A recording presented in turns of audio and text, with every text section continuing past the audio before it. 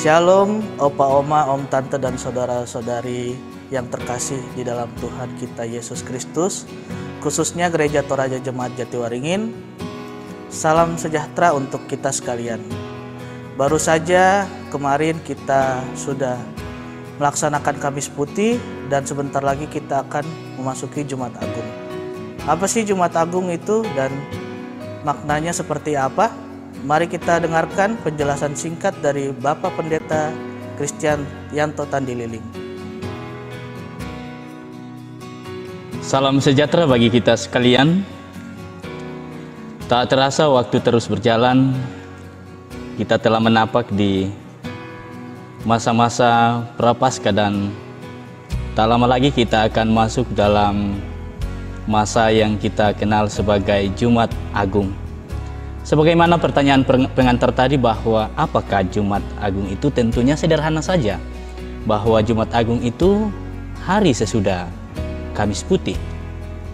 Namun ketika berbicara soal makna, itu perlu kita kaji lebih dalam lagi sehingga tidak sekedar kita menjalankan rutinitas keagamaan kita sebagai formalitas belaka, tetapi bagaimana semuanya itu kita maknai dan mengubah kehidupan beriman kita semakin lebih baik dari hari ke hari. Berbicara tentang Jumat Agung, Jumat Agung adalah momentum untuk memperingati puncak kesengsaraan dan kematian Yesus di atas kayu salib di Golgota. Hari itu adalah hari yang muram untuk berefleksi diri atas segala dosa yang telah dilakukan dan kesediaan untuk bertobat. Refleksi itu adalah respon terhadap pengorbanan agung yang Kristus lakukan untuk menebus dosa manusia. Keberanian Kristus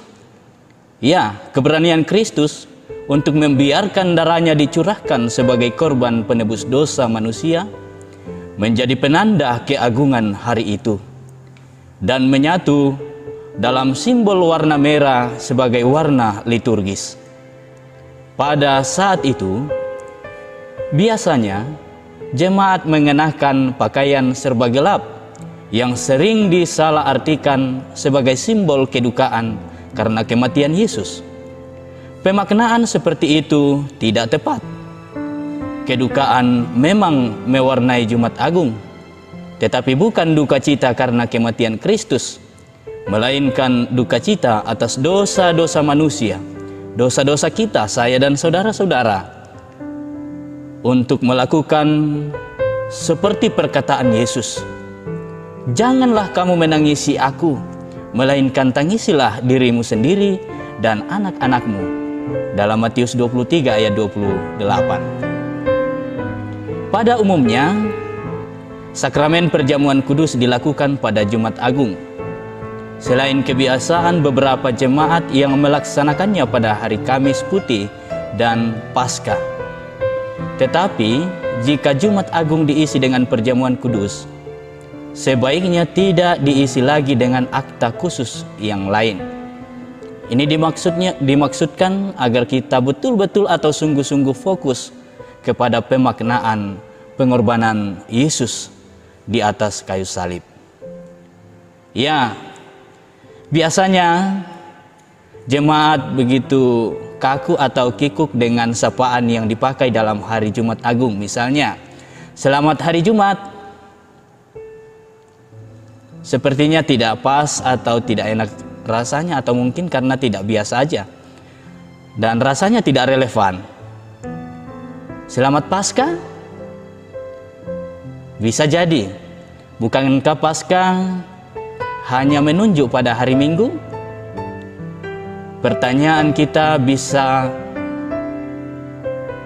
melihat pemaknaan Paskah dalam Alkitab secara keseluruhan, bahwa karya penyelamatan yang berpusat dalam Yesus Kristus, berpusat dalam Paskah yang bukan hanya menunjuk pada detik-detik kebangkitan Kristus, tetapi ketika Dia sebagai anak domba Allah dikorbankan. Artinya, kesengsaraan, kematian, dan kebangkitan Kristus berada dalam bingkai Paskah secara utuh. Meskipun peristiwa kebangkitan merupakan puncak dari sukacita Paskah. Jadi ucapan selamat Paskah juga relevan digunakan pada hari Kamis Putih, Jumat Agung, dan Sabtu Sunyi, dan tentunya pada puncak yaitu saat Paskah itu sendiri. Jadi saudara-saudara, Jumat Agung adalah sebuah wadah dalam kalender liturgi gereja untuk dimana kita merendahkan diri menghadap Tuhan, mempusatkan perhatian hati dan pikiran kita untuk memuliakan Yesus Kristus sebagai anak domba Allah yang dikorbankan di atas kayu salib untuk pendamaian bagi kita dengan semua ciptaan, dan terutama mendamaikan kita kembali dengan Sang Pencipta. Saya kira itu pemahaman tentang Jumat Agung. Tuhan memberkati. Kure semangat.